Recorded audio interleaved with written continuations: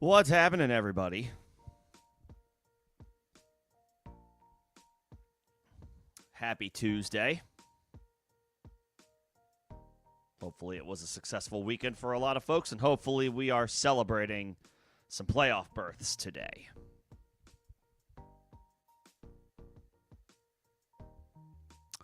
We'll talk about the injury fallout from Week 14, the guys that make sense to pick up for the first round of the playoffs. Maybe you have a bye week. We can take a look at some options that may make sense for you.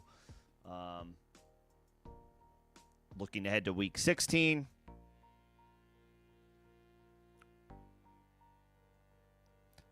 As we gear up for postseason play. I will say this a few times today.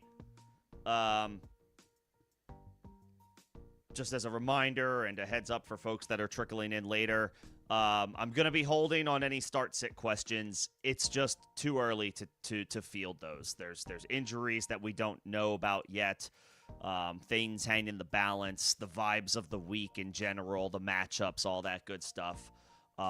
So if you do have start-sit questions, I do encourage you to come back Thursday or Saturday. That's when we can really dive into it. Today will be about waivers. Today will be about injury fallout and just gearing up for the postseason.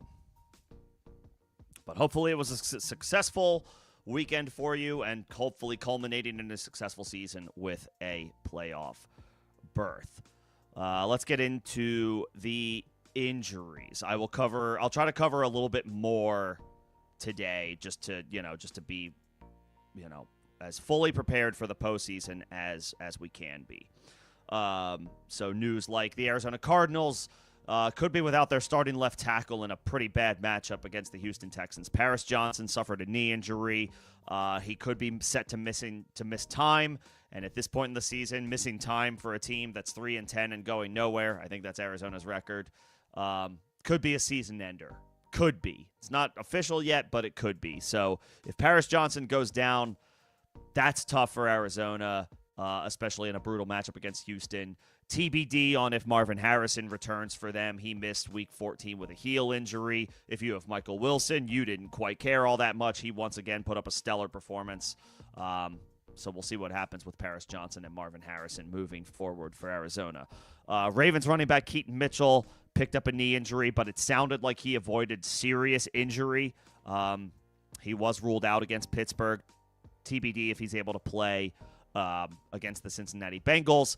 Justice Hill is definitely, a solid ad that should kind of fly under the radar, especially in deeper PPR leagues. He could have a role this Sunday against Cincinnati. Let's see. Tight end David Njoku picked up a knee injury. He played in the game, and he did a little bit, but he did not return ultimately. Harold Fannin continues to be awesome. If he's on waivers, he needs to be added. There's no reason at this point not to have him. He should be a tight end one rest of season. Fannin looks great. Shador Sanders clearly likes throwing to him. Sanders will be the Browns quarterback for the rest of the season. No surprise there. And then if Njoku has to miss time, Fannin gets an even larger bump. The Colts will be this one stinks. The Colts will be without quarterback Daniel Jones for the rest of the season and probably some of next year as well, with an Achilles injury. These timelines, these recovery timelines from these injuries have been getting better and improving over the years, but an Achilles injury is still generally, unfortunately, one of the worst case scenarios for injuries for athletes. It is a lengthy injury recovery and a difficult one to come back from, especially full strength right away. Jones will miss the rest of the year. The Colts signed Phillip Rivers to the practice squad. Much has been made about that at this point. He's 44 years old. He's been retired for almost 4 years. But the Colts need somebody. Riley Leonard also picked up an injury.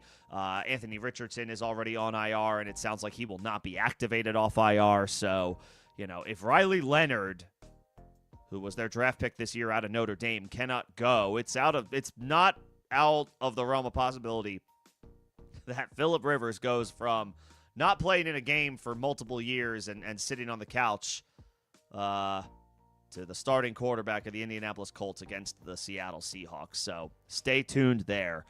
Obviously, you have to plan to fire up Jonathan Taylor, but the wide receivers are going to be tougher to trust. One in a bad matchup and given the circumstances around the Colts quarterbacks. Raiders quarterback Geno Smith suffered a right shoulder injury. Also suffered a cut on his hand. Kenny Pickett finished the game. TBD on if Smith will be able to return for the Raiders, if he's able to play Week 15, or if Pickett will get the start. Neither guy is on the radar, even in Superflex formats. Dolphins running back Devon Achane suffered a rib injury after he had like a 29, 30-yard run early on. He fell on the ball and injured his rib, but he didn't break anything. He was able to return in the event of an emergency. At least that's what we have been told. He did not play the second half of that game. I think he went to the locker room during the second quarter and ultimately did not come back. The Dolphins had their business handled against the Jets relatively early, so I'm sure they decided to hold Achane out for precautionary reasons. It sounds like he should be good to go for Week 15 against Pittsburgh, and that is a Monday night game, so he gets an extra day of rest to recover. So if you have Devon Achane in the first round of the playoffs, it sounds like you'll be in good shape, but obviously let's keep tabs on any latest updates that come out. And if you have Devon Achane, it probably makes sense for you to try to find a way to get Jalen Wright on your roster. Jalen Wright had a nice day. I think did Ollie Gordon get a score, but it was like mostly Jalen Wright. Now I'm curious. While I look that up, the Jets lost quarterback Tyrod Taylor in their game against Miami. He suffered a groin injury, did not return. I'm just looking up Ollie Gordon. One thing at a time here. Oh, also, while I'm doing this, if you're in here, feel free to strut your shit. How many leagues are you in? How many playoffs did you make? I'll tell you right now, I'm in 7 leagues, including the Scott Fish Bowl, which playoffs started in that like 2 weeks ago. Made the playoffs in 6 of them. So 6 out of 7 leagues, I'm in the postseason. The one league I didn't make the playoffs is a dynasty league where I'm intentionally tanking. So while I can't take any credit for that, I had to blow it up and start a rebuild. Yes, Ollie Gordon did get a touchdown against the Jets, but it was mostly Jalen Wright. So pick up Jalen Wright if you have Devon Achane. Yeah, 7 leagues made the playoffs in 6 of them, and the 7th one was an intentional rebuild from the start of the season. So I never expected to make playoffs there to begin with. So overall successful season. Feel free to brag about however successful, what happened for you this year and and what your situation is going into this week. Steelers tight end Darnell Washington suffered a concussion, was ruled out against the Ravens. So he'll, in all likelihood, he's going to have to pass through concussion protocol. Maybe he'll be available this coming week. We'll see. And then Washington picked up some significant injuries. We'll start with Zach Ertz. That one is clean cut. Suffered a torn ACL, is going to miss the rest of the year. It was a nasty-looking injury. He got hit in the leg. He got flipped over. His leg, bent the wrong way on the hit. As a 34-year-old tight end, and Zach Ertz has been such a mainstay, such a solid player. Good to very good player for most of his career. His peak being a top 3 tight end in the league. All the best to Zach Ertz. Seems like genuinely one of the good guys in the league. You hope he can make a full recovery and make a successful comeback if he so chooses, if he is able to. But Zach Ertz will miss the rest of the season. Ben Sinnott presumably will step into tight end 1 duties for Washington, and it would make sense for them to get an extended look at their 2024 second-round pick and as many young guys as they possibly can because their season is over and has been for multiple weeks now. To that point, Jaden Daniels re-injured his left elbow, the same injury, the same arm that he dislocated a few weeks ago. against Minnesota. Before going out, he was doing absolutely nothing. The Vikings defense handled their business against Washington. It was a 31-0 shutout. The Commanders were never in that game, and Daniels never got anything off the ground. Never looked like himself. When I say himself, the 2024 version of Jaden Daniels, not the 2025 version. The 2025 version has not been good when he's been out there, and he's picked up a lot of injuries. It wouldn't be a surprise if this one ended his season. Washington is 3-10. Their season is over. They are going nowhere. Their quarterback has now been hurt significantly 3 different occasions this year. There's absolutely no reason to bring him back. Washington is out of the playoff race.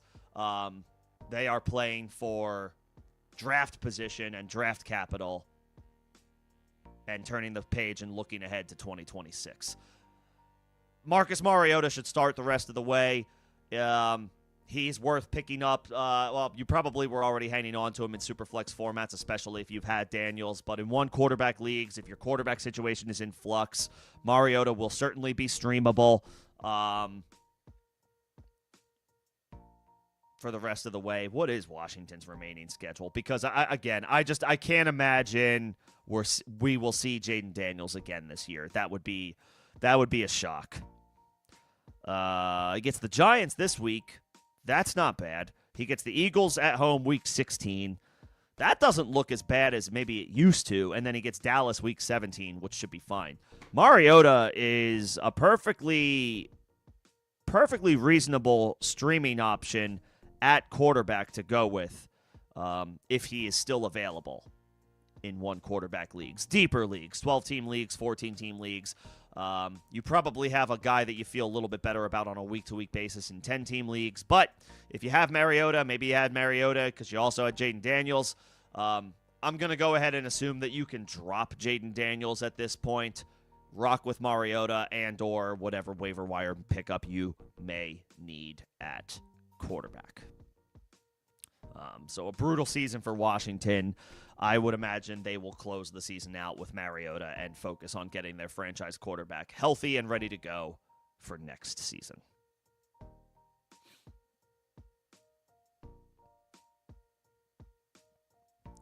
I think those were the biggest injuries that at least were fantasy relevant over the course of week 14.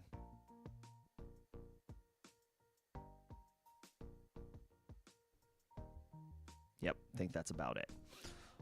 Okay.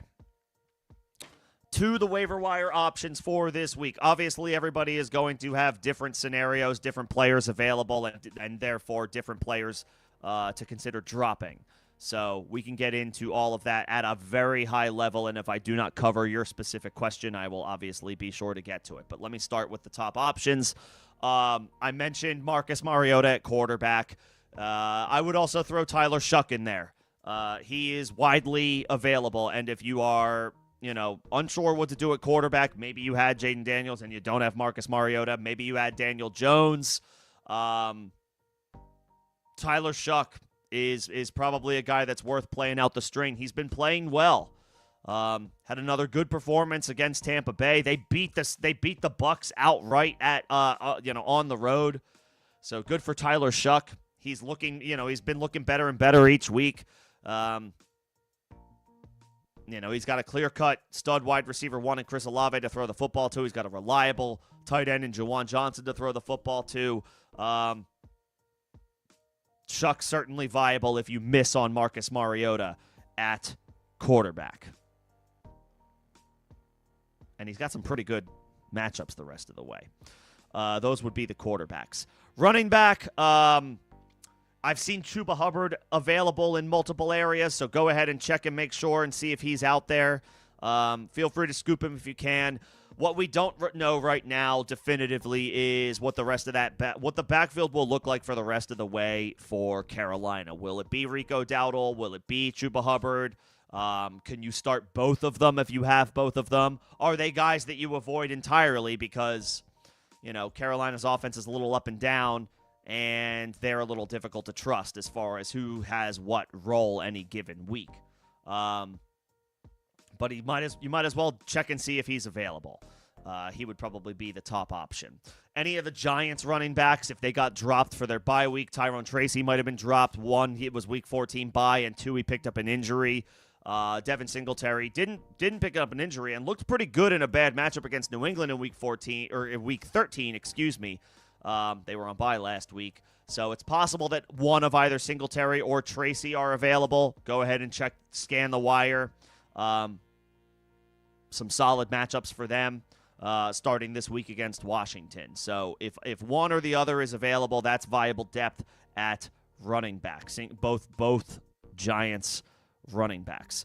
I guess I should go ahead and also mention Blake Corum. I don't know that he's still available. I saw him, on a lot of rosters over the past couple of weeks. But Corum has carved out a really nice role for himself. He's not going to have 2 touchdown performances every week as long as Kyren is healthy, but this past week against Arizona was too good of a matchup to pass up. He was definitely worthy of being on the flex radar. Don't know that I necessarily advocate for him this week against the Lions, but Corum has carved out a permanent role in this Rams backfield. It is not just bell cow Kyren Williams anymore. Blake Corum is getting 10 to 15 opportunities over the past 4 to 6 weeks, and that doesn't appear to be going away. So especially so if you have Kyren Williams, if Corum is still out there, get him. Secure. The best thing you can do at this point, if you don't have a hole in your roster to plug, is to start getting the handcuffs of your starting running backs. The guys that you are planning to rely on, their handcuff is more valuable to you than a wide receiver 5 or some other random running back 4. Pick up the handcuffs of whoever, if you have Christian McCaffrey, get Brian Robinson. If you have Derrick Henry, grab Justice Hill. I would have said Keaton Mitchell, but Keaton Mitchell picked up an injury. If you have, like I said, if you have one of Devin Singletary or Tyrone Tracy and the other one is out there, grab them both just to have both as an option. If Chuba Hubbard is out there, grab him. If you have Kyren Williams and Blake Corum is still out there, grab him. You get the idea.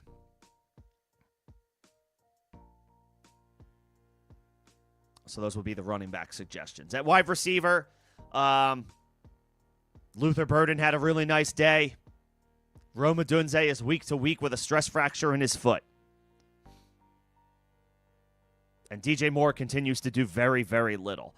So Burden is absolutely worth a look if you are looking for some wide receiver help. Maybe you are, maybe if Drake London misses another game, or maybe you had Rome Odunze, or T. Higgins, I think, went back in concussion protocol. That was a guy that I missed on the injury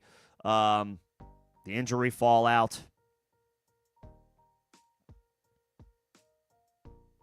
Luther Burden, 4 catches, 67 yards, should remain involved in this Bears passing attack for as long as Rome is banged up. And again, DJ Moore, difficult to trust at this point. Tough matchup this week against Cleveland.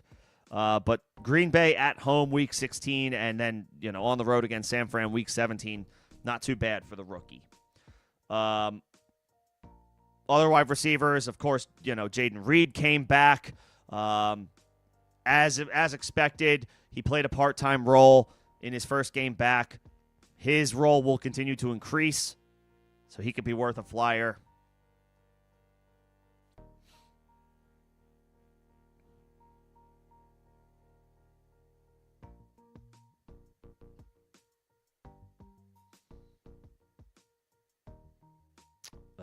In the event Rashid Shaheed got dropped, he had a nice day. He's not going to have a punt return for a touchdown every week. In fact, it's probably a fair bet that he's not going to do that again just because it's a difficult thing to pull off. But Shaheed had a nice day on offense. Looks like he's getting a little bit more acclimated with Seattle's system. He still will be a difficult player to trust week over week, but he's a really good player. Possible he was dropped because, things just have not materialized for him in Seattle so far post-trade. But, if you're looking for wide receiver depth, then he's dropped.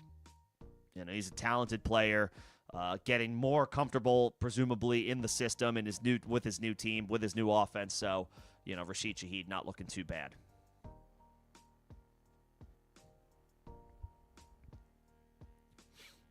And then at tight end, I already mentioned it. Harold Fannin. I can't imagine. He's probably rostered in most leagues.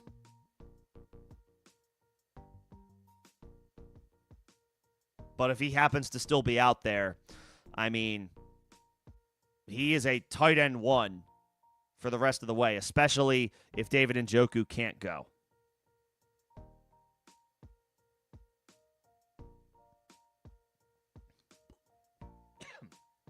And his status is unclear for Week 15. David Njoku's is. We're not going to know that until later in the week. So, it's anybody's guess whether or not Njoku is able to suit up. But even if Njoku does get cleared, it doesn't matter. Harold Fannin has usurped him as that team's tight end one. He's not just the tight end of the future. He looks to be their guy moving forward. Fannin can be started in the fantasy playoffs if he's still available.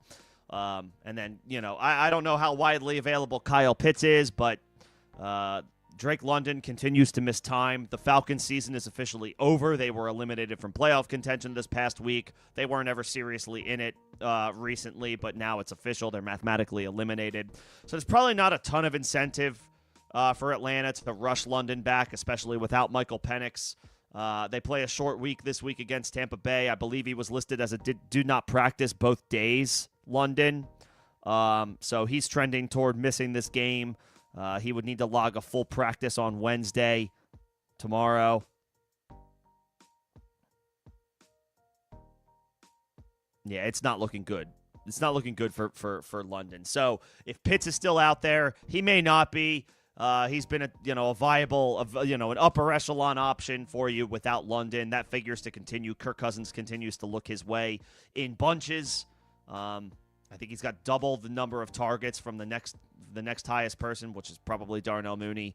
But Pitts is soaking up a lot of production with London's absence, so if he's out there, you can absolutely pick him up and plan to start him. The usage is there. Short week sucks. I don't like advocating for players on short weeks, but, the tight end landscape is always pretty barren. And if you, on the off chance Kyle Pitts is available, go ahead and grab him.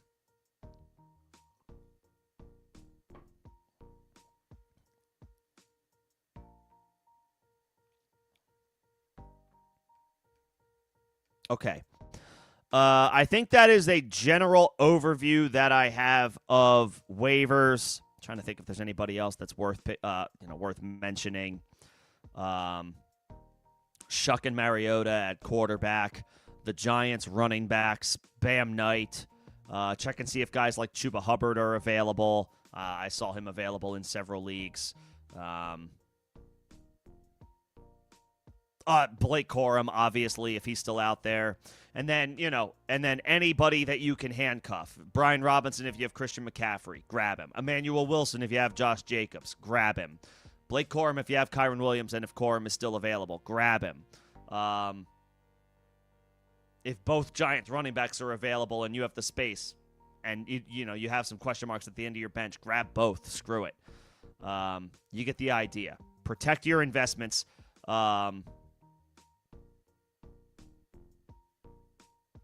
Your investments, of course, being, Justice Hill if you have Derrick Henry, Samaje Perine if you have Chase Brown. You get the idea. Wide receiver, Luther Burden, Jaden Reed.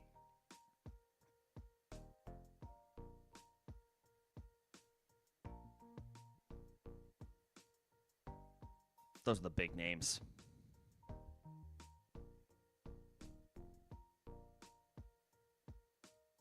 And then at tight end, the likes of Harold Fannin and Kyle Pitts are pretty widely available. But if they are not available, Colston Loveland, similar to Luther Burden, Loveland, the Bears are looking for help wherever they can get it with Rome Odunze's injury, and DJ Moore hasn't been very good. So, if you're looking for some spare options at tight end, Loveland isn't a bad option. And then I guess I mentioned the Giants running backs. I'll go to the Giants tight end as well. Theo Johnson is probably pretty widely available after a Week 14 bye week. Got some good matchups on the slate coming up, especially this week against Washington. So, could do worse. Could do worse.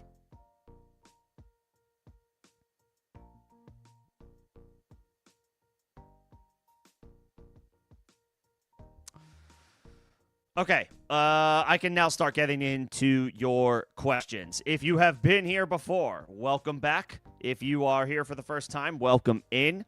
Members get first priority in responses to their questions. That is a perk of being a member of the channel.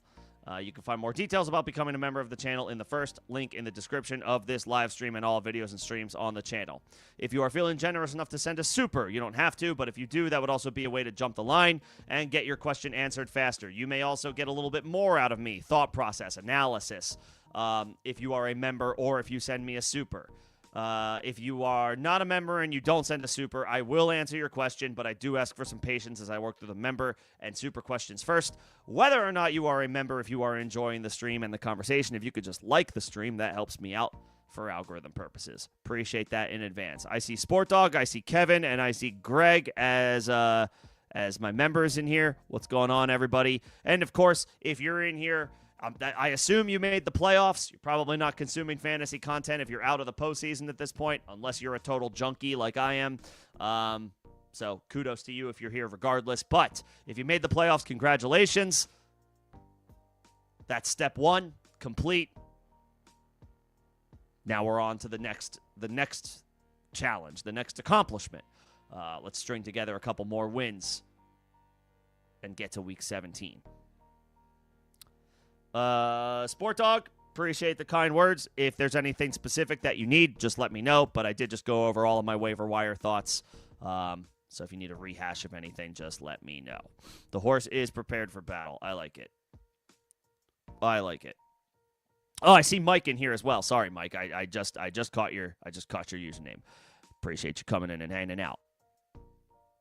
And everybody for coming in. One more time, now that I see a slightly larger group of people in here, please hold your start-sit questions until later in the week. There's injuries to get through. There's no games being played for 48 hours. I will be live on Thursday, 6 p.m. Eastern, ahead of Falcons-Buccaneers. We just don't have enough information, and especially with the playoffs, I don't want to tell you something today and then ultimately something happens. Injury, transaction, matchup, general vibes of the week, whatever it may be, and then my answer wouldn't be the same on Thursday or Saturday closer to the start of the slate. So start-sit questions I am tabling today. I'd rather not spend too much time on them or get into them. If you can't make any one of the streams later in the week and you are just here for start-sit help, join my Discord, ask your question over there, or you can. I'll create a post later in the week, and you can ask your question over there, like that it pertains to start-sit. But I don't want to focus on start-sit today. It's mostly waivers and, who to pick up, who to drop, how to set your roster for not just this week, but maybe next week if you have a bye week. That's what I want the focus to be today. Let's see. Greg's got a bye week. Love to see that. Houston's defense is killer. They're absolutely awesome. So if you don't need to worry about anything for a couple of weeks, I mean, Houston in week 6, I mean, first of all, they're the best defense in the league. They get Vegas at home week 16. I mean, that's totally fine with me playing them week 16. They have to play the Chargers in LA on week 17. So I don't know that I really want to do that. The Eagles did have a solid night on defense last night against Justin Herbert. Not that I advocate playing your defense against Justin Herbert, but if his broken left hand is going to continue to be an issue, it's not out of the realm of possibility that Houston is a decent play championship week. But for at least week 16, I don't have a problem just saying plan to play Houston against the Raiders. I don't care if it's Geno Smith. I don't care if it's Kenny Pickett at quarterback. Houston is the best defense in the league right now. So, as long as it's not like they have to go on the road to a high-octane offense, I am totally fine playing them. at home or on the road. And Week 16 against Vegas is about as juicy as it gets. So, yes, at least plan to fire them up Week 16. And congrats on the first round bye. Would I drop Franklin or Judy? Either. I mean, Judy had a nice showing this past week. Long catch for a touchdown. But if you're trying to grab some running back depth, some handcuffs, and you are set at wide receiver, I don't mind, letting either one of these guys go. I mean, maybe Judy will come back to life a little bit with Shedeur Sanders, so I guess maybe I would slightly prefer keeping him. But it's truly, we're talking about some like wide receiver fives, with all due respect. You could drop both if you want to, depending on who the pieces are that you're trying to grab.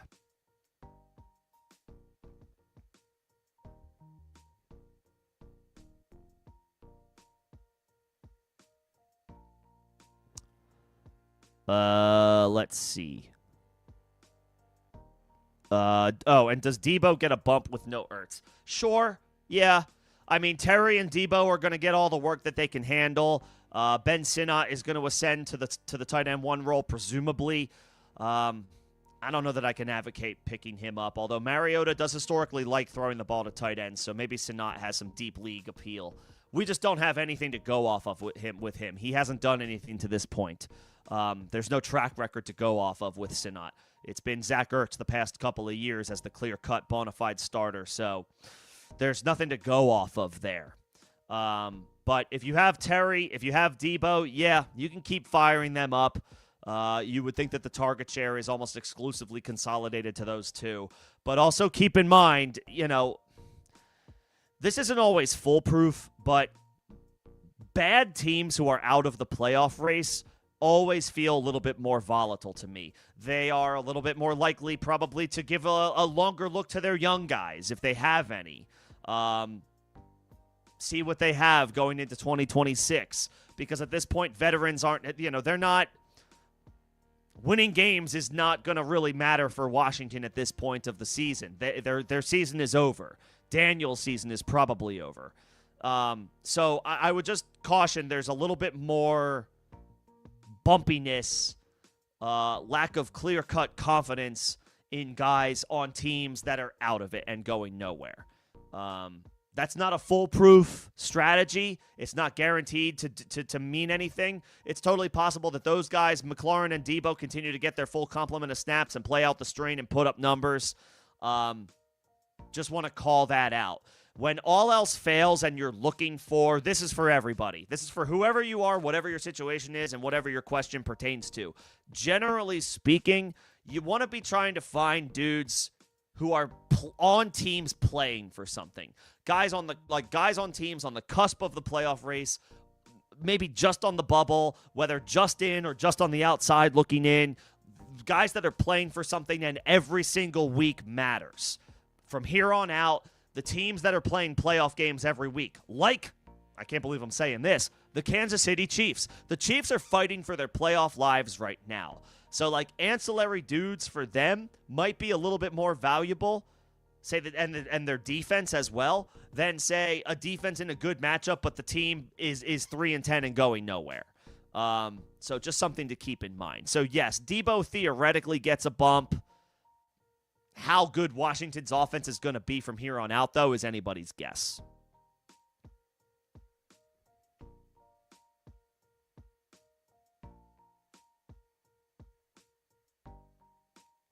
And then Monungai or Tracy for the rest of the season. Tracy gets the Giants this week. I think they play the Cowboys in that stretch. Monungai has a bit of a tough stretch of games. He's got Cleveland this week, although it is a home game. He's got the Packers week 16, which is a home game, and then they're on the road in San Francisco, I think. So, I guess that's not terrible. Tracy, on the other hand, I mean, I guess to that point, the Bears are playing for something, and the Giants are playing to just play out the string. They have a solid matchup this week against Washington. And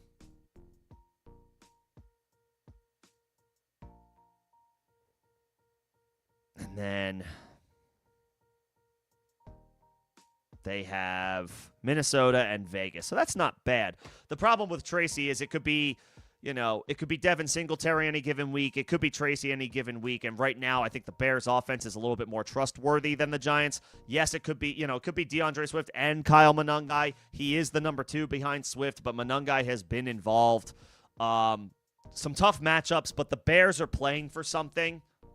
The Giants are not at this point. So just by default, I'll say Monangai.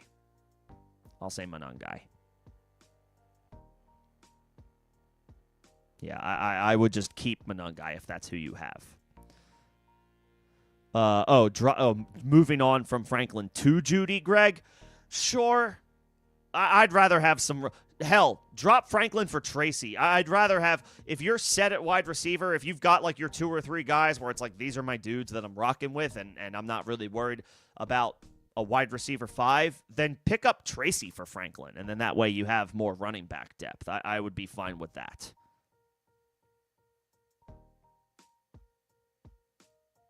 I would be fine with that.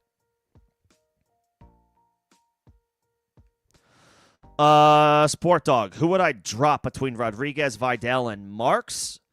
I don't really want to drop any one of them. Who is it for? Like, who are you looking at? That's what I would... Is it just to create space?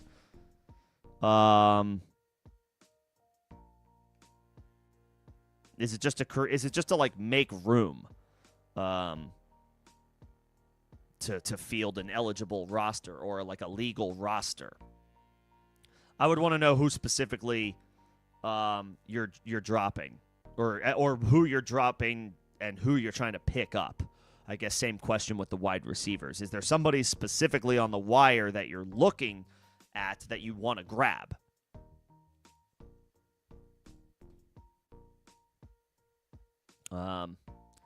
I don't want to drop Pierce, even though his quarterback situation is officially not great. Godwin.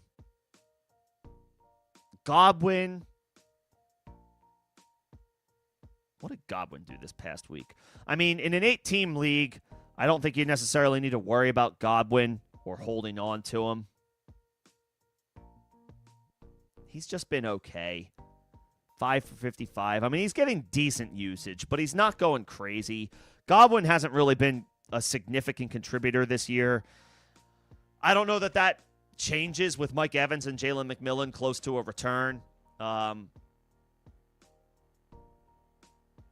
would probably drop Godwin, but again, it depends on who it is that you're looking to pick up. And then as far as your quarterbacks, I mean, if you don't have to drop any one of them, I guess you can just hang on to all 3. But yeah, I mean, you're talking about 3 horses, but you truly don't need all 3 of them. I mean, right now, the odd man out between Joe Burrow, Lamar Jackson, and Drake May, I can't believe this, but the odd man out might be Lamar. And I know he had a decent day against Pittsburgh, but Burrow looks good. Drake May is an MVP candidate. Lamar is usually both of those things, looking great and an MVP candidate, but he is neither of those things right now. He's not been looking great recently. Slightly better against Pittsburgh.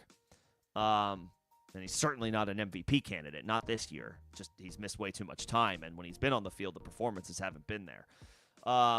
Burrow and May, you simply cannot drop right now. So by virtue of that, the odd man out is Lamar.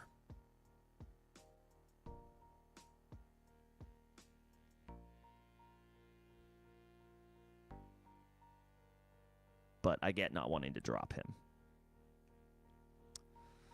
Okay, I think those are all the member questions.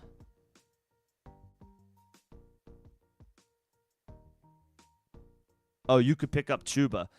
Yeah, I would pick up Chuba and drop... I would drop Godwin. I wouldn't worry about Butte. You play in an 8-team league. Butte is a little bit more valuable for some slightly deeper leagues. I imagine you have some horses at wide receiver that you can lean on and Therefore, Butte wouldn't necessarily ever crack your starting lineup, but Chuba certainly could. Running backs, we know how this goes, right? Running backs are always as invaluable as you can possibly, make them out to be. So you want to have as many options available to you, even in shallower leagues. I would pick up Chuba and drop Godwin, and I wouldn't worry about Butte, Sport Dog. That would be what I plan to do.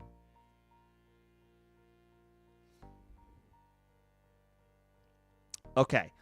Let me quickly go back up to the top. So, okay, all these guys that I mentioned are on waivers, so it's like basically rank them. If I had to pick up one, I'm going to default to my initial suggestion. I want players on teams that are playing for something. The only guy on a team that's playing for something of these names is Hubbard. And maybe that's not the perfect way to go about attacking waivers.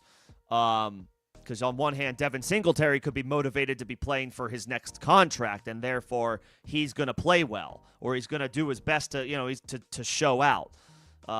It's just that the Giants' offense, I guess coming out of their bye week, they're slightly rested, but what if they bring in Tyrone Tracy and he gets more involved? Like, the Panthers are playing for something. They can win the division. The Panthers can win the NFC South. And so for me, that's the difference. At this point of the season, I like banking on or betting on guys on teams that are playing for something. The Giants are playing out the string. The Titans, with Tony Pollard, are playing out the string. They're 2-11 or whatever their record is. And the Giants are 3-10. Chuba is on a 7-6 Panthers squad that is fighting to win the division. So, kind of by nature of that and from a competitiveness standpoint, as far as which teams I think they're gonna try the hardest week over week for the rest of the season, it's gonna be Carolina of these names, of this group. So I would probably say Chuba.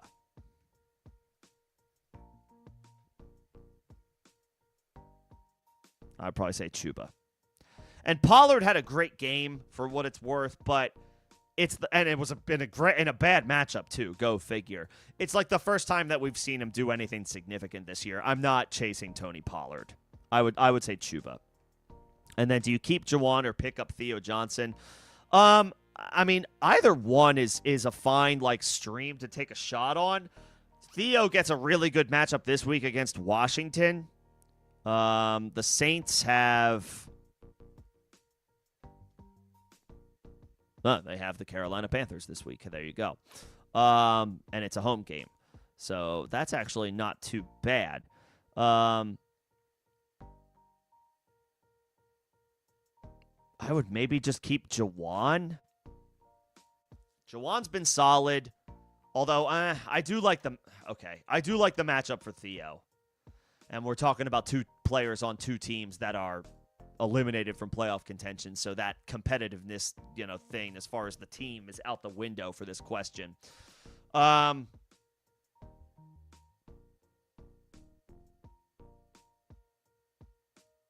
might just keep Juwan. It's not a bad matchup. Let me take another look at this. It's not a bad matchup.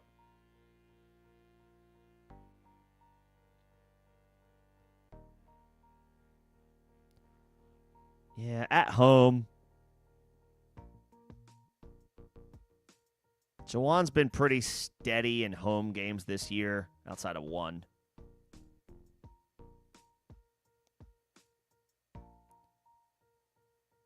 Yeah, I might just keep Juwan. But if you can make room for Theo and there's a random wide receiver 6 or RB5 that you don't need, not that I want to give up a running back for a tight end too, but this would be a time of year where I'm okay having two tight ends, and then you can make the decision later in the week if there's somebody that you can drop other than Juwan to pick up Theo.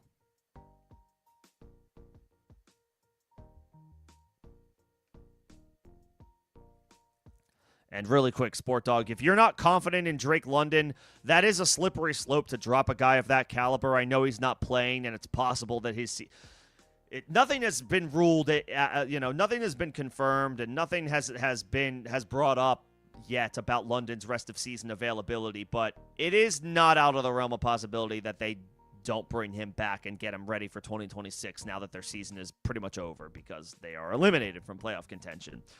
I definitely am on board with picking up Fannin. You do, however, have a guy in Brock Bowers where you kind of don't need to worry about tight end. Brock Bowers is that dude. So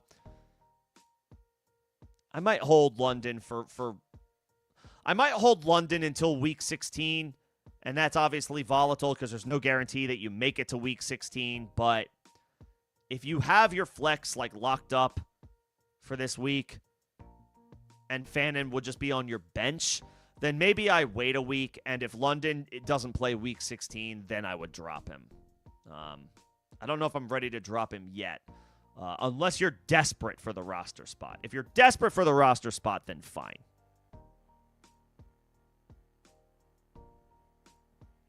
Let me go back up to the top.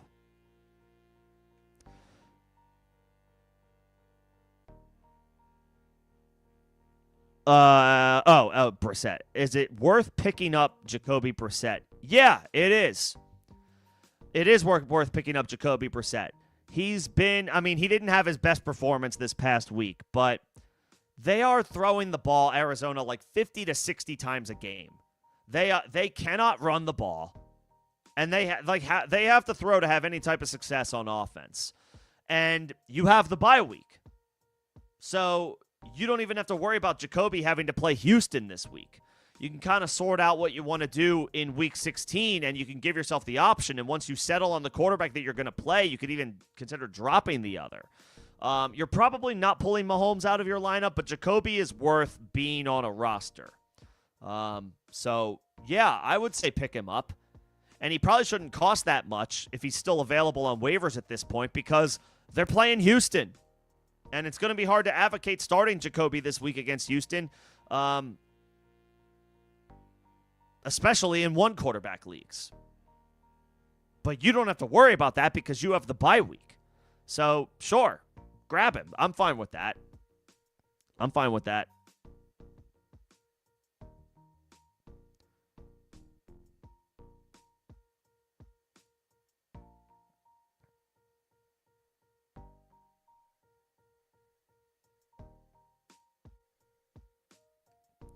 Who would I feel? Oh, this is a start sit question. Yeah, I'm not trying to be rude to anybody.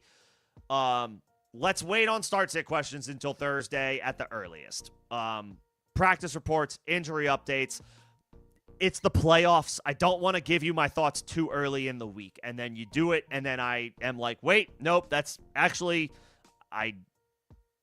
something. Whether it's thinking about thinking things through, having more time to dissect the matchups, my answer could easily change. And those guys are all, Loveland, Mechie, Coker. These are all like flex play dart throws. I got to take more time to look at that. And we have more time to sort that out. And none of those guys play on Thursday night. So I encourage you to come back on Saturday if you can. I'm available 5 p.m. Eastern. Start, sit, help. If you're not able to make the stream, you can leave the question somewhere as a comment on one of my videos closer to the start of the week.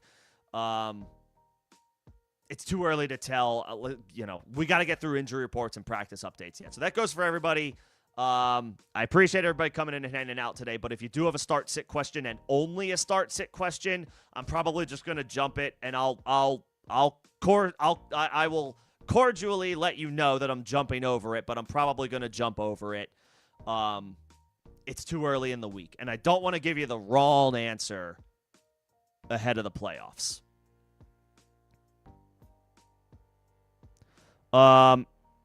That being said, if it's a straightforward answer, I'll give it to you. You have to play Fannin over somebody like Likely. Fannin looks incredible. Likely caught the touchdown, but I don't trust that doesn't just go to Mark Andrews next week. Or neither of them. I don't know. I would play the guy that is his team's clear-cut tight end one, and that's Fannin.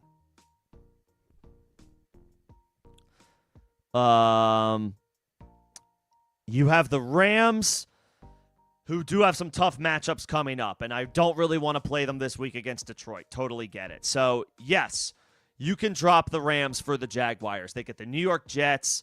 Who's the quarterback going to be? I don't know if it's going to be Justin Fields. Tyrod picked up a groin injury.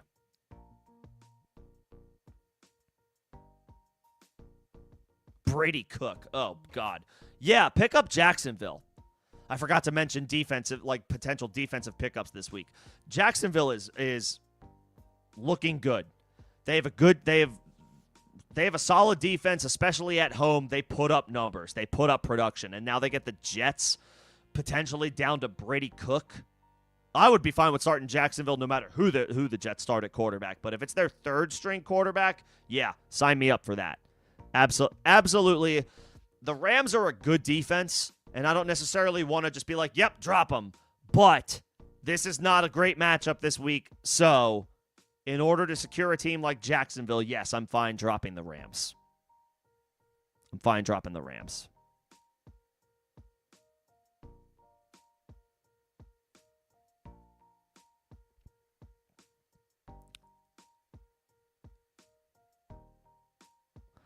Okay, I see other questions. I promise I will get to them, but I got a couple more member questions and comments down at the bottom, so I got to get to those. See the rule. Look, no. When I'm talking about like teams with something to play for versus teams with something not to play for, that does not apply to superstars. Trey McBride is a superstar. If you play him unless the Cardinals rule him out. Because superstars are going to they're going to play hard no matter what because they are going for legacy, right? Stats matter for superstars every week, whether they are in the line. I mean, of course, stats matter for every player, but players who you know are part of a team's game plan no matter what the situation is, that rule does not apply to those types of guys. McBride is one of the best tight ends in football. You rock with him until the Cardinals give you a reason not to, which would be they're not playing him because he's out. That's the only reason. Honestly, same with Michael Wilson. He's still a young guy proving himself. And he's had an incredible 3 games this year without Marvin Harrison. He's a young guy still trying to establish himself. So, it's fine to go after those guys.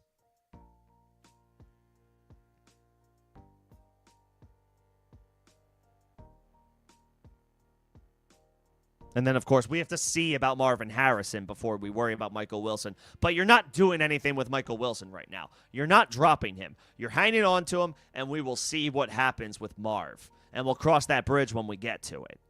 But yeah, you don't have to worry about guys like Trey. And if you have Kincaid stashed and there's not a clear other pickup to go for, like another running back, a handcuff, like a Brian Robinson if you have McCaffrey. If there's not a clear-cut running back to pick up, Kincaid is fine to hang on to, but I would say by week 16, you can drop him for somebody else and just rock with Trey McBride. Bowers, McBride, those are the guys where it's like Kittle. It's like, I don't need a tight end too. I don't mind having 2 tight ends. But if your 2 tight ends are Dalton Kincaid and Brenton Strange or Kyle Pitts or Harold Fannin, dudes who are playing well, but they're not we're not putting them in that pantheon of superstar yet. Bowers, Kittle, McBride, that's the only tight end you need if that's your guy.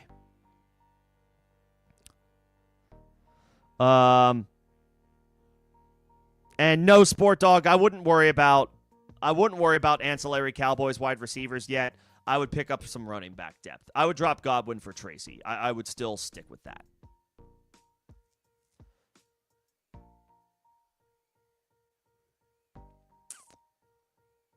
Okay. So yeah, once again, I can't possibly advocate for starting, Flournoy, especially we don't know CD's status yet. We don't know if he's going to play. The vibes have been positive on CD. And I just realized I didn't cover CeeDee Lamb in my injury breakdown at the top of the show. To be fair, he played on Thursday, so we've known about his concussion since before Sunday. I don't know if anybody, I assume if you have CeeDee, you've been keeping eyes and ears on updates every 5 minutes, because that's what we do in the playoffs. The vibes have been good. It sounds like he is progressing well. It sounds like he's having positive days so far. We're not out of the woods yet, but we don't need to make a call on that yet.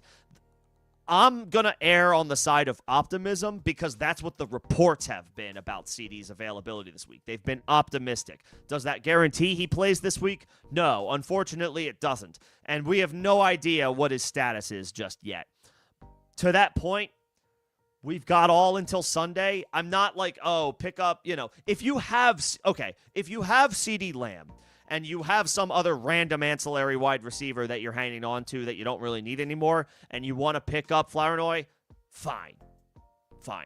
Like, you could throw a couple bucks. You're probably not going to have a whole lot of competition in the waiver wire bidding to get him if you are the CeeDee owner. And if you're not the CeeDee owner, I'm probably not even going to give him a look. I'm not even really worried about it. I'm more focused on the running back handcuffs for the starters that I have, if I don't already have them.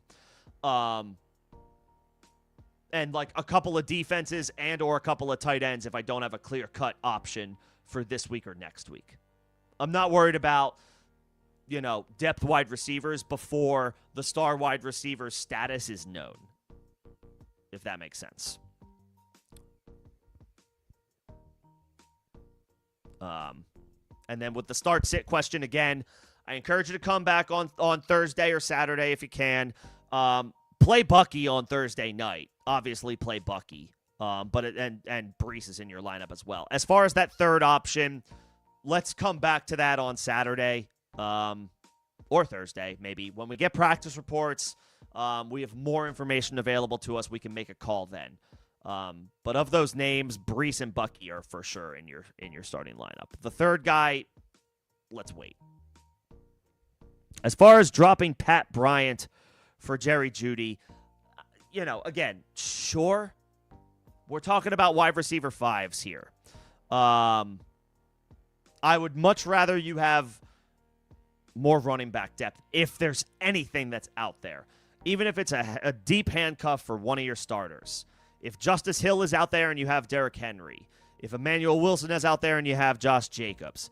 If Bishal Tutin is out there and you have Travis Etienne. If Amari DeMercado is out there and you have Bam Knight. Like, seriously. Like, whatever you can do to put your handcuffs together to protect your starting running backs or pick up a couple of defenses with good matchups this week and next, that's what I'm more interested in. I'm not as worried about Jerry Jeudy, who had one... He had a big play, big catch and run for a touchdown. That was awesome. And I know Jerry Jeudy was awesome last year, but I just don't know that I'm chasing Jerry Jeudy. Your wide receivers at this point are probably a little bit more established, unless you're really hurting from injuries,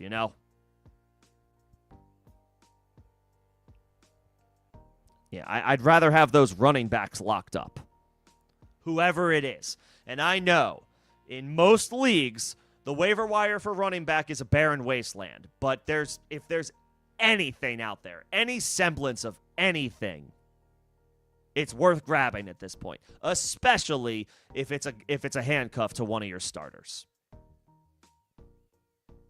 Now, if Isaiah Davis is still out there and you have Breece Hall, grab Isaiah Davis. If Sean Tucker got dropped and you have Bucky Irving, grab Sean Tucker.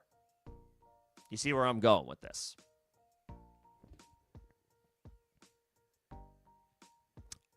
Jake, I'm sorry I missed your question, man. And I see Fortune popped in as well. My apologies. Let me take care of this. Your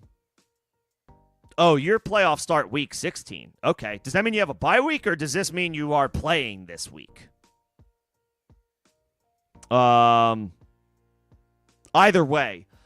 I mean, right now, I would say, if it's a start-sit question, I would encourage you to come back later in the week when we have practice reports, because David Njoku could miss this game, and that would even more stamp my status of me wanting you to play Fannin. We just don't know yet. We don't know his availability. Fannin looks awesome. He's already usurped Njoku as that team's tight end one. I think not just this year, but just in general for the future. Fannin is their future. But I can't make a definitive call on start sits yet, because if Njoku plays, I might say Strange, just because he's going to get all the opportunities. But if Njoku's out, then like Fannin to the moon. And even if Njoku plays, Fannin has been great. I need to sit on that one a little bit more. As far if it's a who to pick up, both. If you have the space, or if you have one already and you're looking to add another, it depends on who your options are to drop. Yeah. If it's a start sit question, let's revisit it later in the week when we definitively know David Njoku's status for the game. I may still say Fannin if Njoku plays, but we have the luxury of time right now before we need to make that call.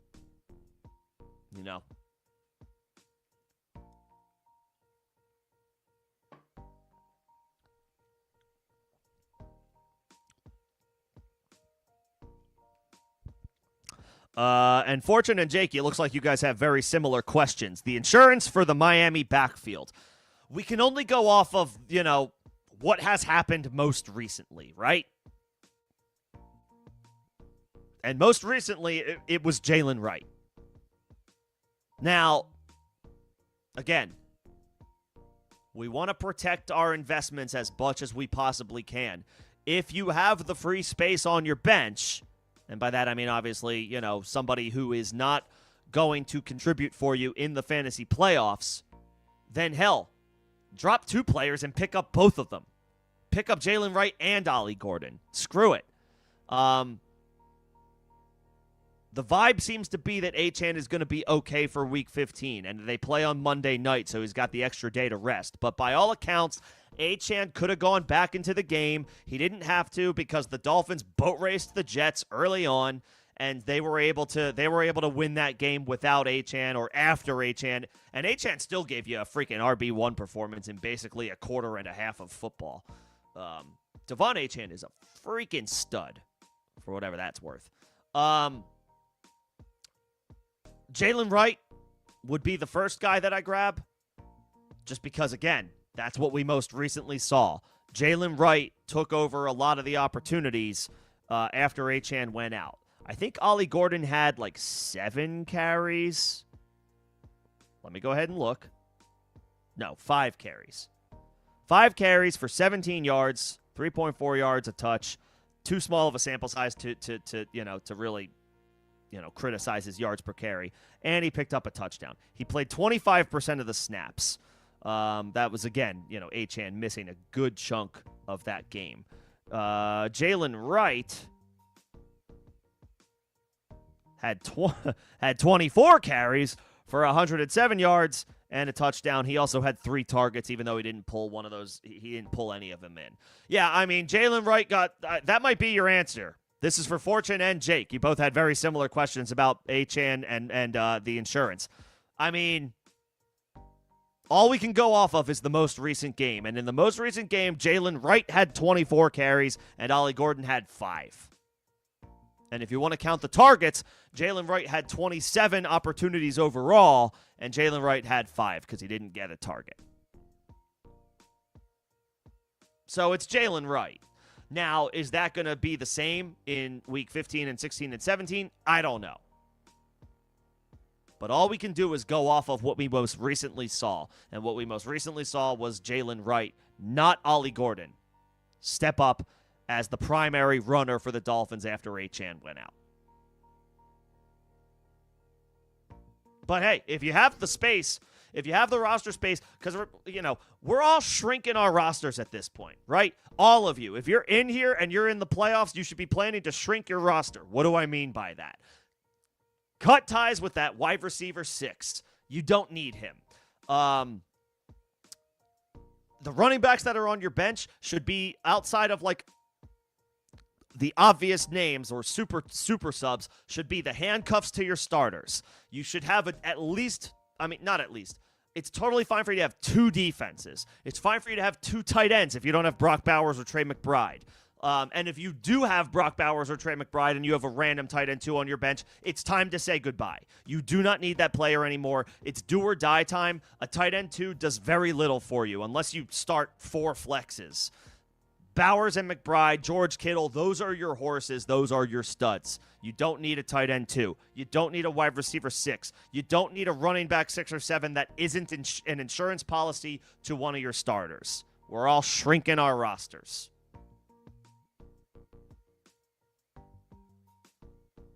Like at this point, you know who you're rocking with. You know who's a part of your who's a part of your starting lineup. You know who has a chance of being involved, and you know who the guys are who are on the outside looking in. At this point, it's time to drop that last group. The guys who are not going to help you. And you know who they are. If you start 3 wide receivers and you have 6 of them, you probably have 1 or 2 guys that you just don't even need at this point.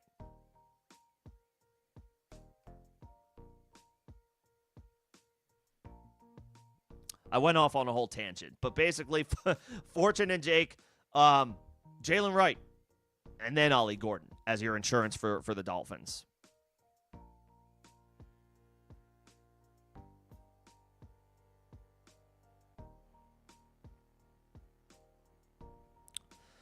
Okay. Back up to where I left off. Would I drop Goddard for Isaiah Likely or just roll with Goddard? Yeah, I mean, the Eagles' offense, has been pretty bleh. I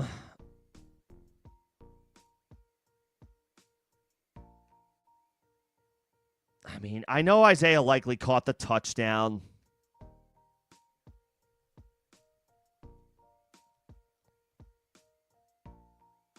It's been a very quiet season for him. And it's a great matchup against Cincinnati. Goddard was involved last night for the Eagles. He didn't score because nobody scored for the Eagles outside of Saquon. But he was the tight end at 10 targets, 8 catches for 78 yards. By the numbers, not a great matchup this week against Vegas, but he's got a great matchup week 16 against Washington.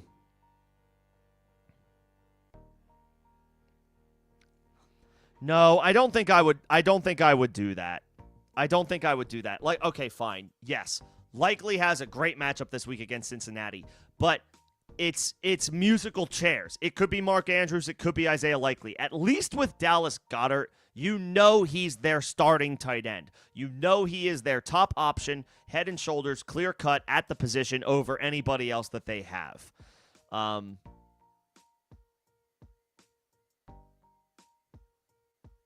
would just keep Goddard.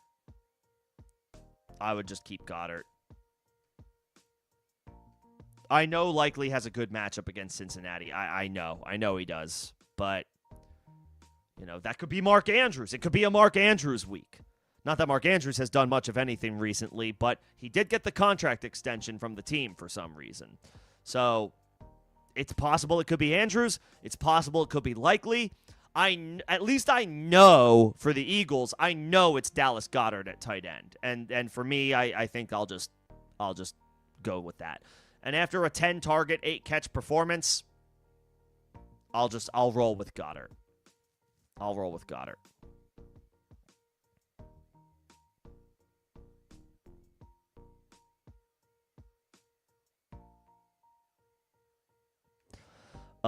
Neal or Rodriguez, I mean, if this is if it's a start-sit question, I'm gonna focus on these questions as if they are like waiver wire pickups, because we just don't want to make these calls too early as far as start-sit. I mean, probably Neal. I would probably go Neal. Just because, the Saints aren't playing for anything, but He had a nice performance against Tampa Bay, and the Saints are completely out of it, so they should be giving their young guys an extended look. I don't know. Do we have any updates on Alvin Kamara?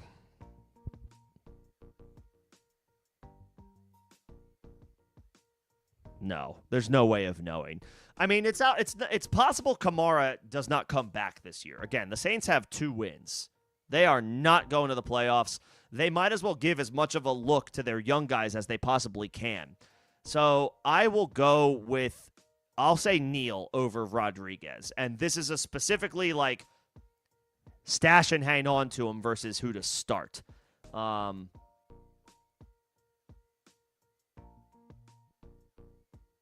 rather have Neal. The problem with Rodriguez is, yes, he is their starting running back, but it almost feels like it's kind of like figurehead status. If Washington starts trailing, they're going to go to Jeremy McNichols. And again, to the point about teams that are out of the playoff race are going to give their young guys an extended look. I don't know if Ja'Cory Krosky-Merritt is any good, but it wouldn't surprise me to see him mix back into the rotation a little bit more as Washington plays out the string. They might as well see what they have. They traded Brian Robinson in the beginning of the season thinking they were set at running back because of Ja'Cory Krosky-Merritt, and that has completely blown up in their face. They might as well try to save face a little bit and give Ja'Cory Krosky-Merritt some work and see what they have going into the future. Chris Rodriguez is a solid, decent NFL player. But he's not a guy that, as a young guy, that you need to give an extended look to as a 3-10 team. Devin Neal, he represents that for the Saints, so I'd rather have Neal. It's like you already have that, so I'll keep Neal. And with CD, right, has extra time to get ready. The reports have been positive. Obviously, that doesn't necessarily mean anything. He still has to actually clear concussion protocol, but the vibes around CD have been promising, have been positive. It is looking like, and again, it's not 100% confirmed, but as of right now, it's looking like it's a good shot that if you are playing in the first round of the playoffs and you have CD Lamb, that you will have him available. Not a guarantee yet, but the vibes have been positive.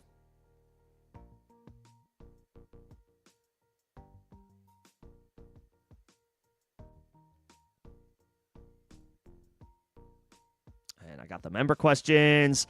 Drop Franklin for either Butte, Slayton, or likely to flex week 15. I would pick up Butte. I don't know that we're starting him just yet, but coming off his bye week, he's had a nice season. Drake May is having an MVP campaign. I would definitely pick up Butte. I'm fine with that. I don't know that we're playing him yet. I don't know that we're flexing him yet. But in a matchup against Buffalo where it could be a shootout, certainly viable. And I just want a guy, I want a guy attached to a good quarterback, a good situation on a team playing for something. The Patriots are playing for the number 1 overall seed in the AFC. So yeah, I want Kayshawn over Franklin. Yes.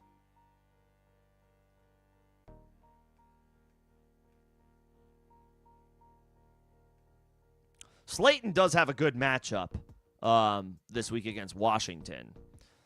But we got to keep an eye on his injury status. He has been, I feel like he's been a little banged up recently, and I know the bye week came at an ideal time, but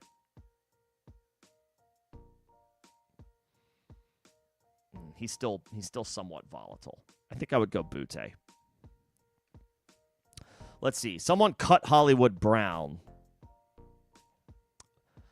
Yeah, I mean,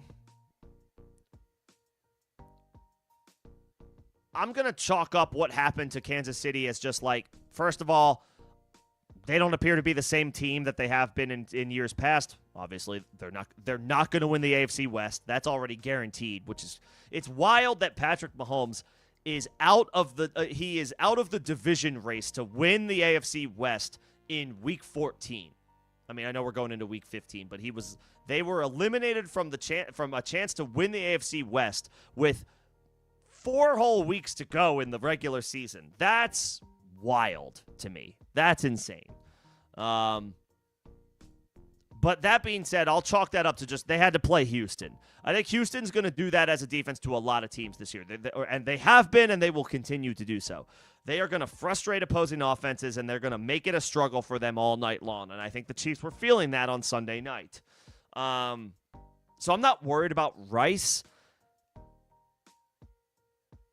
If you want to take a shot on Hollywood, I mean, again, the Chiefs are scratching and clawing for their playoff lives. So maybe there's something there. I don't know how definitively I feel about Hollywood Brown.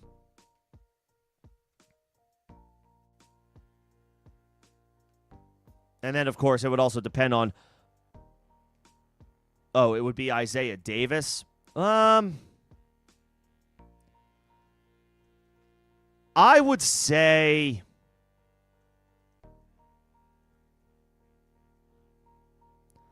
I would probably just hang on to Isaiah Davis in Dynasty, especially, I don't know if you have Breece Hall, but even if you don't, if Breece Hall walks next year in free agency, yeah, they'll probably bring in another running back, whether it's in the draft or free agency, but if Breece Hall leaves, I want Isaiah Davis in Dynasty. His value will shoot all the way up. Whether it's warranted or not, I want to have that guy on my roster in the event Breece goes to another team, which is certainly possible. I don't know that Hollywood Brown is a needle mover for me to the point that I want to drop young running back depth in Dynasty. And again, he could emerge with a larger role next year if Breece Hall is not on the team, if he signs somewhere else. I don't know how likely that is, but it's enough for me to say, I'll just keep Isaiah Davis instead of dropping him for Hollywood Brown.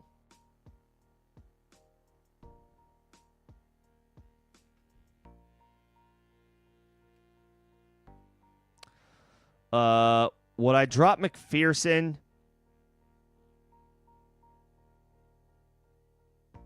So McPherson gets the Ravens this week. The Patriots rookie has been quite good.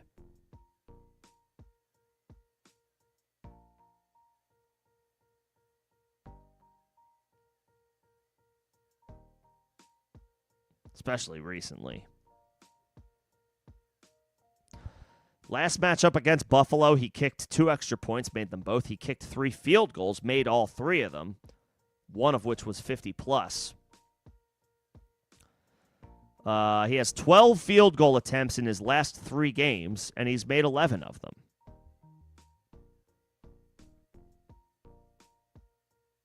And 4 of them were from at least 40 yards. Now, on the flip side, McPherson is perfectly viable now that Joe Burrow is back.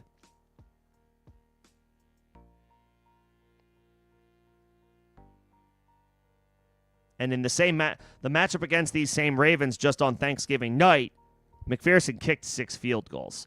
Now, it will be a home game for Cincinnati, so I don't know how likely that is.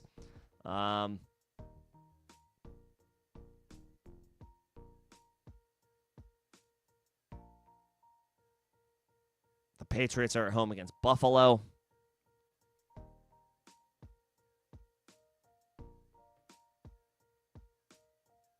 I mean, McPherson's been pretty consistent.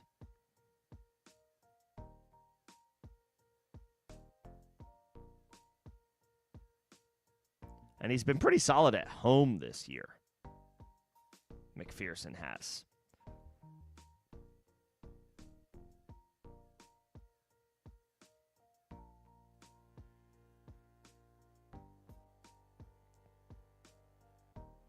Patriots rookie kicker has been pretty good at home. Not as good as McPherson at home. He's just been really good in the past few weeks. I might just keep McPherson. Am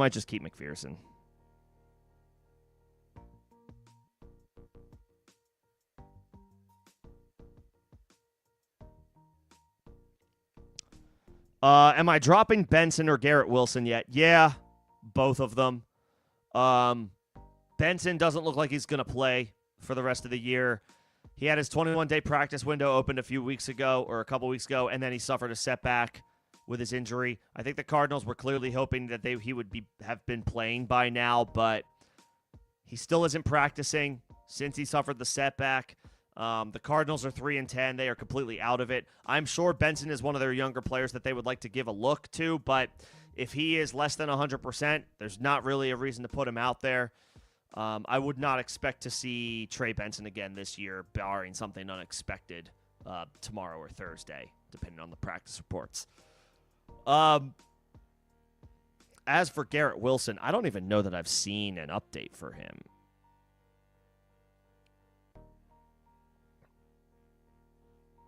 No update.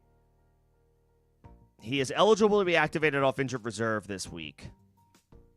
The problem is the Jets have nothing to play for the rest of the year, and even if he does come back, it's not out of the realm of possibility that we're looking at Brady Cook as the starting quarterback. So, yeah, if you need the roster space, Garrett Wilson can be dropped.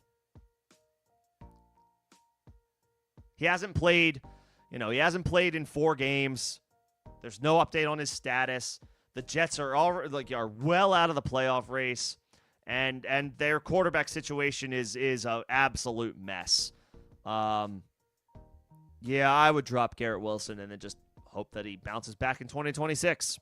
And then same for Benson. Yeah.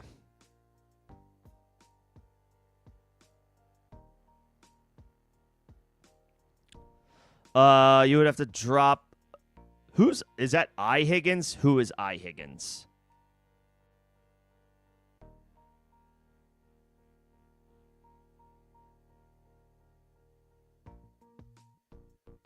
Isaiah? Is that like a Giants receiver or something?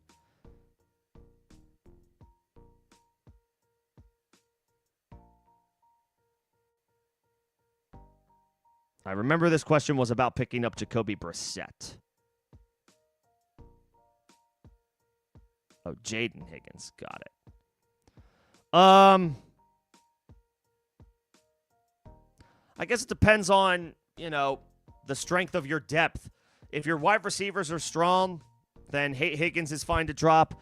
If your running backs are strong and you don't, I don't want to drop Charbonnet. And I guess if you already have the Giants running backs, I don't want to drop them either. Higgins would be the drop if you feel strongly about your wide receiver depth. But if your wide receiver depth is hurting a little bit and Higgins is helping you, then maybe I hold off before doing anything because you do still have Mahomes. Who do the Chiefs have week 16?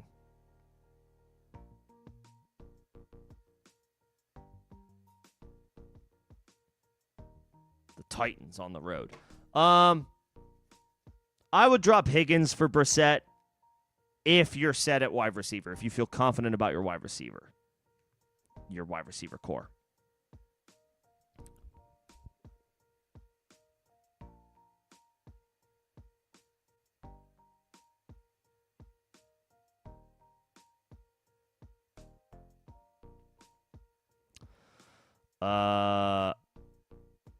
Okay, let me drop down to, I got a super from Juan Dier. Appreciate the super. Thank you so much. For anybody just joining, thank you for coming in. If I do get a super, I will entertain start-sit questions, but if you are asking start-sit questions, generally my answer is going to be come back later in the week.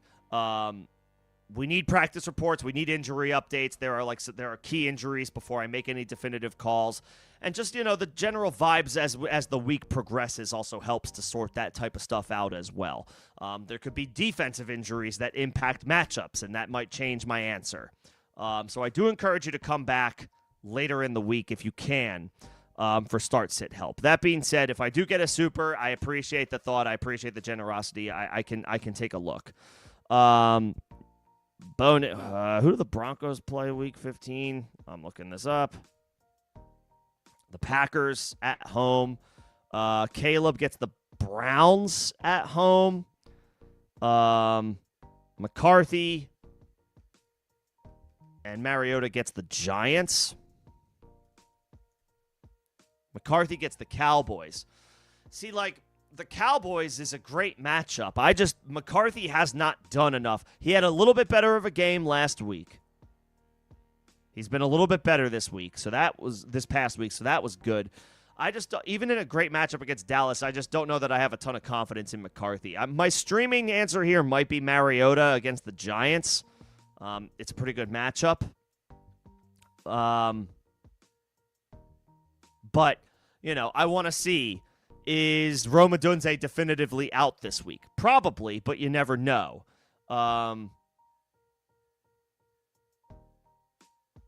Mariota lost Zach Ertz. So, is Terry McLaurin and Deebo Samuel fully healthy? Right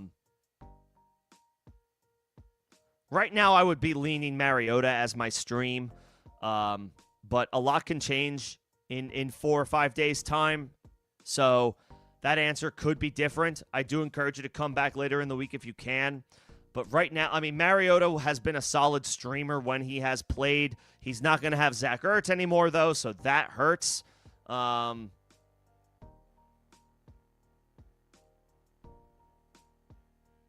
He may not be as effective, and Mariota likes throwing the ball historically to tight ends. So if he doesn't have his starting tight end, there's a little less optimism there. There's a little less, good feeling there. I would still say Mariota just because the matchup is solid, especially compared to your other options, but I would say let's try to revisit this later in the week when we have a little bit more information to work with. As far as the Chiefs or the Saints defense, Kansas City gets the Chargers at home, and New Orleans gets Carolina at home. Again, tentatively the Saints, just because I'll take my chances against Bryce Young versus my chances against Justin Herbert. I know the Eagles got a lot of sacks last night. They put up some good production. And Justin Herbert's offensive line is putrid, but Justin Herbert is one of the better quarterbacks in football, and he makes it difficult to, super feel confident about playing a defense against him. So I may say New Orleans, but again, what if there's a significant injury on defense between one of these two teams? I would say come back if you can later in the week, and we can definitively make a call on what to do. Tentatively, though, New Orleans. Tentatively, New Orleans.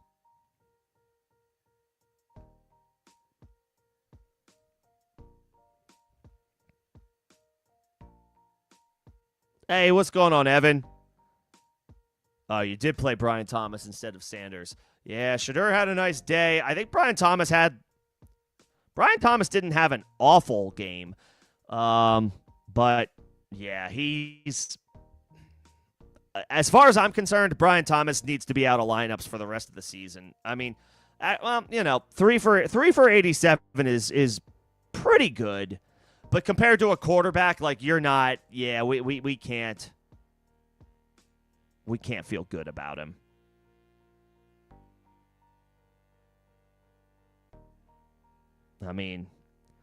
He's had 5 or fewer catches in every game but one this year. I do not trust Brian Thomas. I simply don't trust Brian Thomas.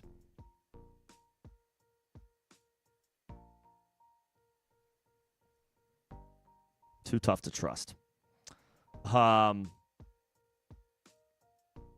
50% of leagues, okay. Now that's what you focus on. You're still in it. We're all in too many leagues. I'm in 7 myself. I made the playoffs in 6 of them. I'm feeling quite good about that. And the 7th one was an intentional rebuild in a dynasty league, so I knew the whole way that I wasn't making it. So all in all, I feel good about it, but that's okay. That's fine. 50% of leagues, perfectly good. That's plenty to root for as you try to bring home a championship, so you're good. And yeah, Arizona's hurting pretty bad. No Paris Johnson to protect Jacoby Brissett against the best pass rush in football. We'll see about Marvin Harrison. Yeah, Houston may kill the Cardinals this week. That is certainly possible.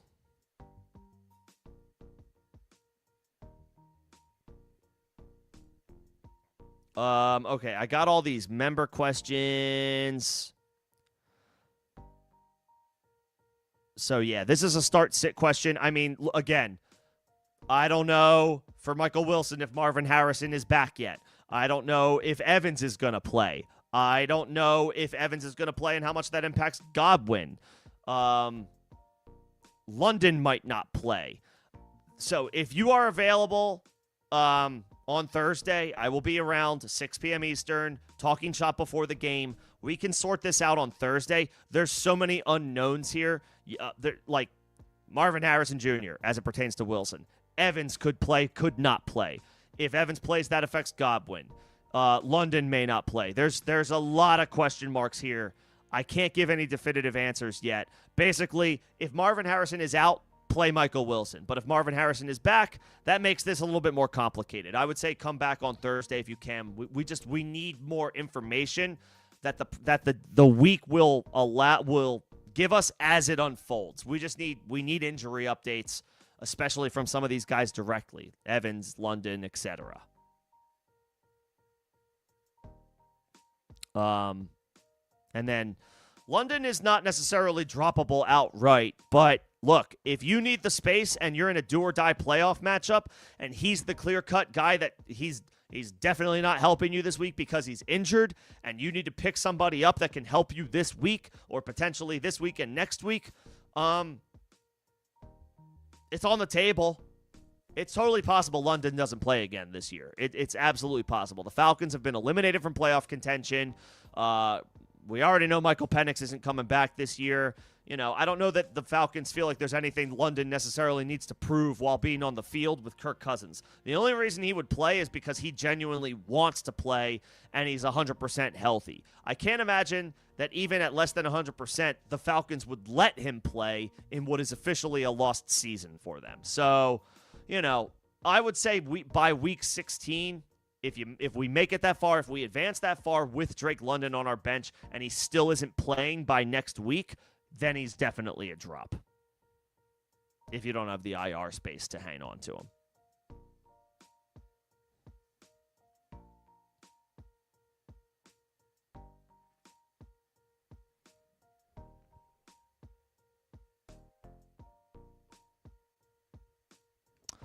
Are we firing up Seattle or Houston? I mean,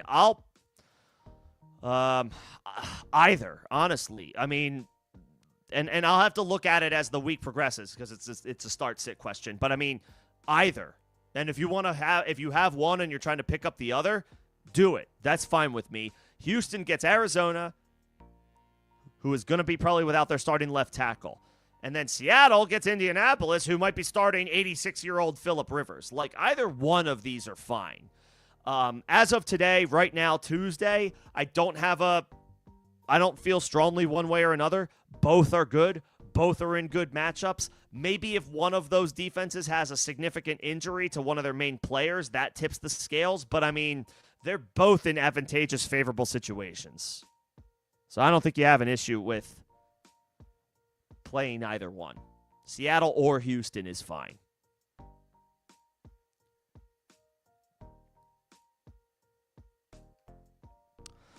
Do I feel better about Goddard or Waller for this week? So I know the matchup is not looking great on paper by the numbers, but Goddard is just coming off of a 10-target, 8-catch night last night. And if Jalen Hurts was any marginally better than crap, then maybe Goddard has a massive day if he scores. Waller gets the Steelers on Monday night in Pittsburgh. Nah, I don't know if I like that as much. And I don't know what the like against the Jets, he had one catch for 13 yards. Like, what's the weather going to be in Pittsburgh for Sunday Night Football? I'm looking this up. 18 degrees. It's going to be cold as hell. Goddard. I would rather play Goddard. If it's going to be 18 degrees in Pittsburgh, I don't want to play any Dolphins not named Devon Achane or Jalen Waddle.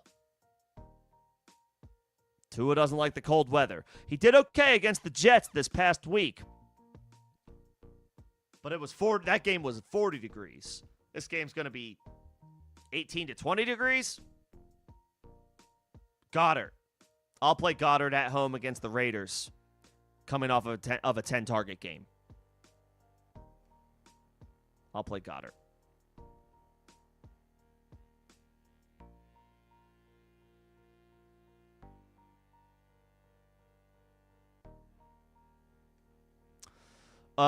Is it still a target with Shador playing better? Yeah, I mean, maybe not as much. The Chiefs look like a good option. They're playing Tennessee week 16. The 49ers are now looking good. They get the Colts week 17 without Daniel Jones. Who does San Francisco have on week 16?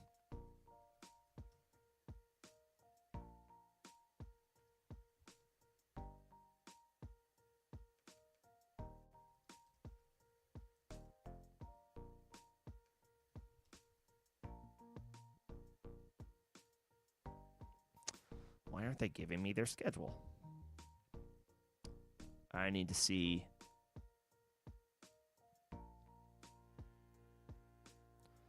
Oh, yeah, they do. That's right. The 49ers get Indy week 16 without Daniel Jones. So, like, if they're available, the 49ers are looking good. The Chiefs defense might be available. They're looking good. I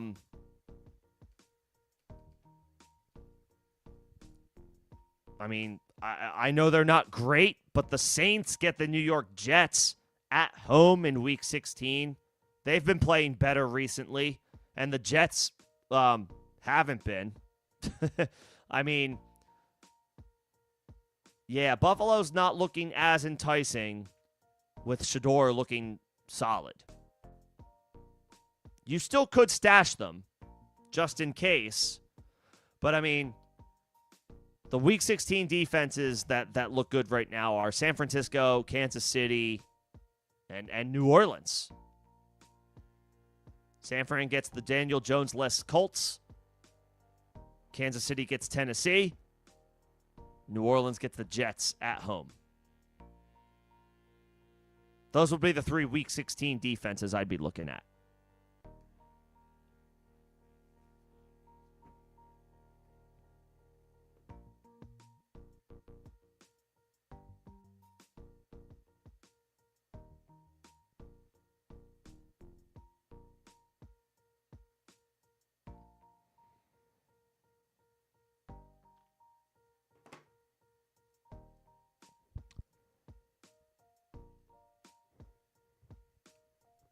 Let's see. You have the number 1 waiver claim and the bye week. Well, congratulations on having the bye week. Do you use the number 1 claim on the Jags defense?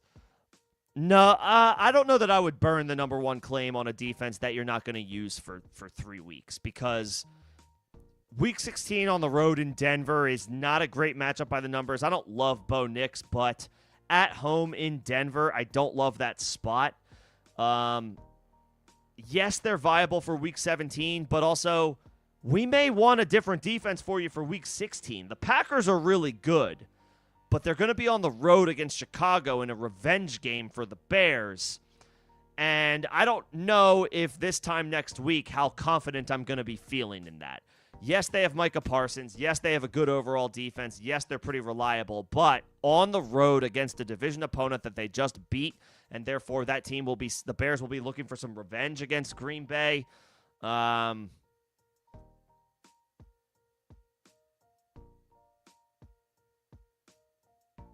don't know that I want to burn the number 1 waiver claim on a defense that I'm not going to use for 2 weeks, when I actually, in fact, may want to use it on something that'll help me next week. So again, I would save your number 1 waiver claim unless there's a solid running back out there that is worth picking up for depth. And if the 49ers are out there, I would rather scoop them for free without burning the number 1 waiver. Kansas City, San Francisco, week 16, they get the Colts. Good matchup. Kansas City, week 16, they get the Titans. Good matchup. And then the Saints at home against the Jets. Good matchup, and the Saints have been a little bit better recently. I would rather have those as opposed to burning the number 1 waiver claim on Jacksonville when you're not even going to use them until hopefully week 17. And obviously I say hopefully because we got to get there first.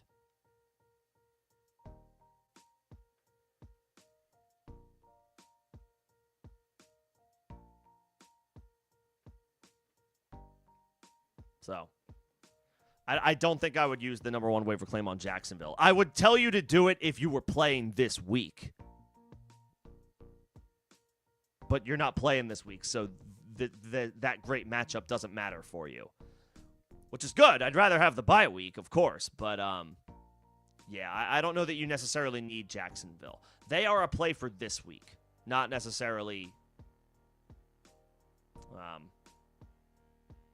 future weeks.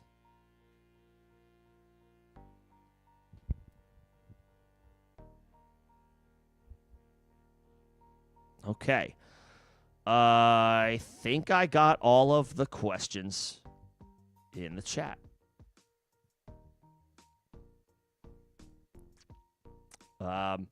Once again, congrats to everybody in here. That means you made the playoffs. Pat yourself on the back. First step is done. Next step is to advance. Want to thank my members. I saw Sport Dog. I saw Kevin. I saw Greg. I saw Mike. I saw Jake. I saw Fortune. I saw Evan.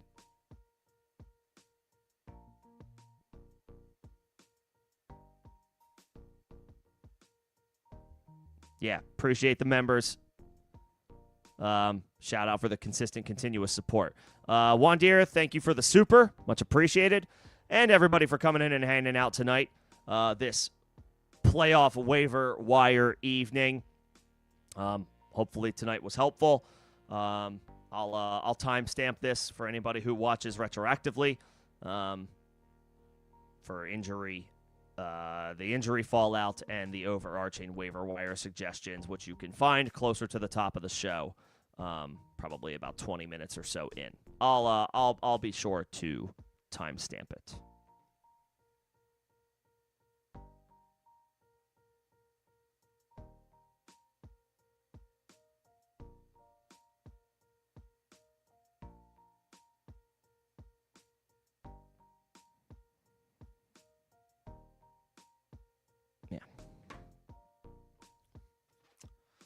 I know that there were some folks that just came in for start-sit questions again. Save the start-sit questions for Thursday at the earliest, Saturday at the latest. We need more. We need more injury updates. We need more practice reports to make some more definitive calls. And I don't want to give you a premature answer for your start-sit questions only to later backtrack based on new information that we receive throughout the week. It's the playoffs. We want to be as fluid as possible for as long as we possibly can to give ourselves the best shot to win. And truthfully, my suggestions for start-sit advice right now today are too early to do that. And I don't want to do a disservice to you guys. The point is, let's have as much information as we can before we make those calls. But I think that'll do it for me tonight. Appreciate everybody coming in and hanging out. Best of luck with your waiver claims. If anybody needs anything after the stream, feel free to hit me with a question in the form of a comment on this live stream. You can also join me in Discord. Second link in the description of this live stream and all videos and streams on the channel. It is a free evergreen invite. You can crowdsource answers over there to any questions you may have, and I can be available over there as well tonight. But I think that'll do it. Appreciate everybody coming in. Enjoy the rest of your Tuesday. I will be back on Thursday ahead of Falcons-Bucks, 6 p.m. Eastern, talking shop ahead of Thursday Night Football. And I will see you guys then, unless you are Jermaine Burton, and then I have no sympathy for you. Excellent call out. Enjoy the evening, everybody. Thanks for coming in. I'll see you guys on Thursday. Congratulations again to everybody clinching playoffs, making the playoffs. Pat yourself on the back. Let's go get some playoff wins starting this week. Thanks, everybody.